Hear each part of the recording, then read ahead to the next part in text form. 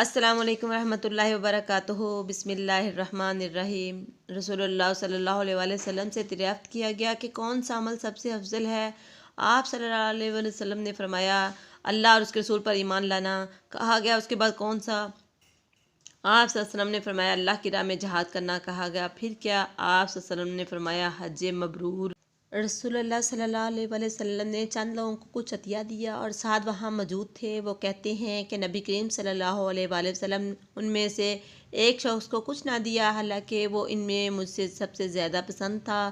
میں نے کہا رسول اللہ صلی اللہ علیہ وآلہ وسلم آپ نے فلاں کو کچھ نہ دیا، حالانکہ میں اسے مومن گمان کرتا ہوں۔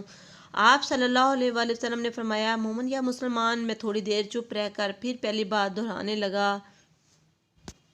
نبی کریم صلی اللہ علیہ وآلہ وسلم نے بھی دوبارہ وہی جواب دیا۔ آپ صلی اللہ علیہ وآلہ وسلم نے فرمایا اے سعد، باوجود یہ کہ ایک شخص مجھے زیادہ عزیز ہے، پھر بھی میں اسے نظر انداز کر کے کسی اور دوسرے کو اس خوف کی وجہ سے یہ مال دے دیتا ہوں کہ وہ اپنی کمزوری کی وجہ سے اسلام سے پھر نہ جائے، اللہ اسے آگ میں اوندا ڈال نہ دے۔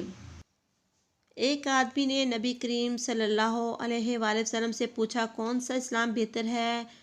آپ صلی اللہ علیہ وآلہ وسلم نے فرمایا کہ تو کھانا کھلائے ہر اس شخص کو سلام کرے، خواہ اس کو تو جانتا ہو یا نہ جانتا ہو۔